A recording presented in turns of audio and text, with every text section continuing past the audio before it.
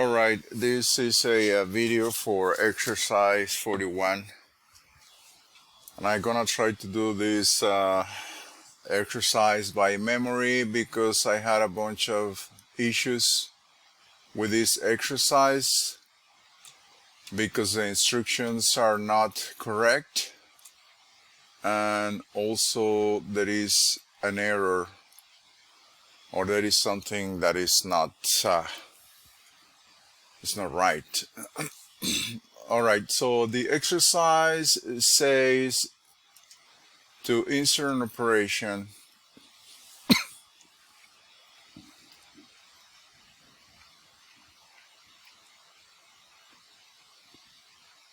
and we're gonna use the floor and wall toolpath again. We're gonna use the mill 28, the workpiece, the method mill finish, and we're gonna say okay. And the purpose of the exercise is to cut around these walls here. Alright, the next thing the exercise asks us to do is to select the automatic walls option here and then select the floor, and the floor is this surface here. Okay, now we're gonna see the preview. We're gonna turn on this thing here. We can see at this point we can only see that we have the blank, and there is one cut level here. We can see it here. So we're gonna change this one to 50%, the percentage of the tool, and then the cut depth is gonna be 5 millimeters, and we can see how this changes. Correct. Now we're gonna change this one to profile, and then we're gonna leave everything else the way it is, but now we are going to the engage under non-cutting moves, and we're gonna change this one to linear.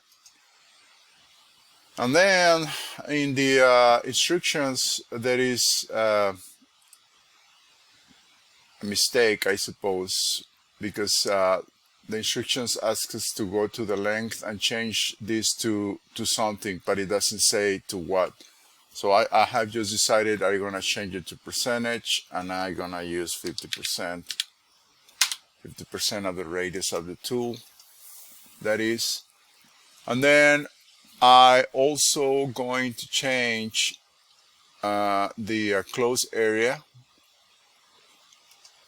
I'm gonna change it to same as open area, and from there the exercise asks us to just generate a toolpath, and that's what we get, which is not right.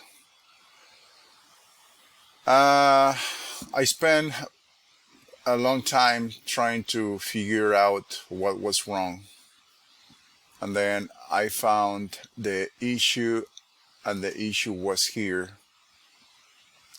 And their cut regions, I just changed this one to 50%, and that fixed the problem.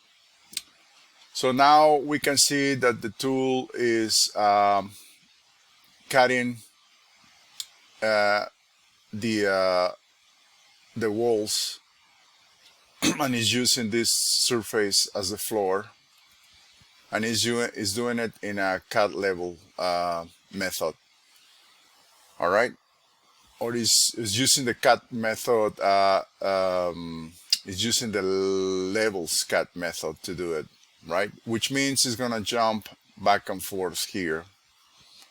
And if we go to the replay and we say play, we're gonna see it jumping up and down. We can fix the jumping back and down, right, if we go to the between regions or within regions. We can fix that, but the purpose of the video is, or the exercise is, to show how to use the ramping method. So we're just gonna say cancel here, and in strategy we're gonna change this one from levels. We want to change it to ramp by depth, which means the toolpath is going to still use this 5 millimeters, but it's going to ramp around. And there it goes. So now the tool is starting in the same position, in the same spot, but it's cutting around the boss using a ramping method, which means that if we go here and we say play, we can see how the toolpath, or the tool, is just continues ramping down without going up. All right, which this could save time and just make the toolpath more efficient. And we also notice that at the very bottom, the tool is making a revolution, or is going around the boss at the level, at the floor level, right? And that's because this what is it?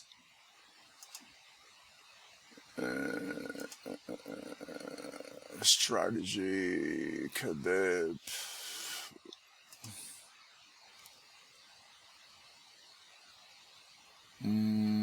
Where is it?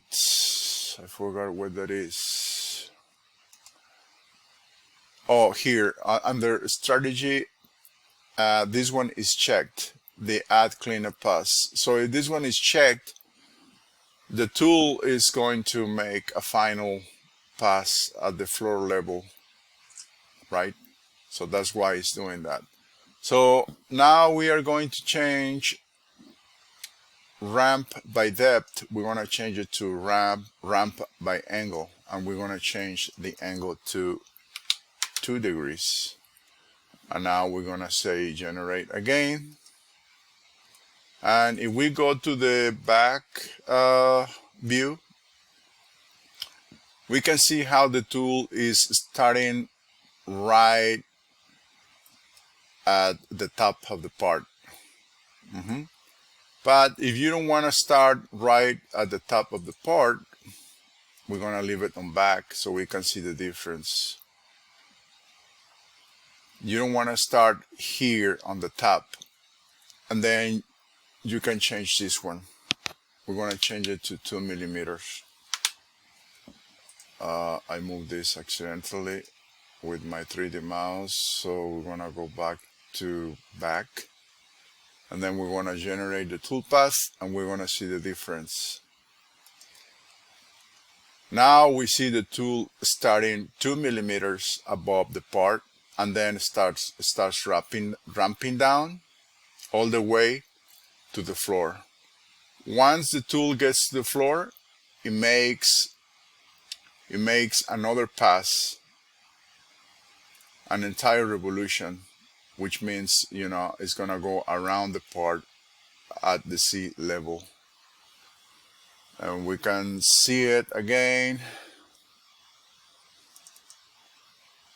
We're gonna go to step first, and then it's gonna go one more time, and then it's gonna start ramping.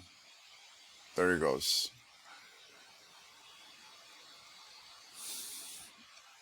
And then when it goes to the bottom, it's gonna make one more revolution.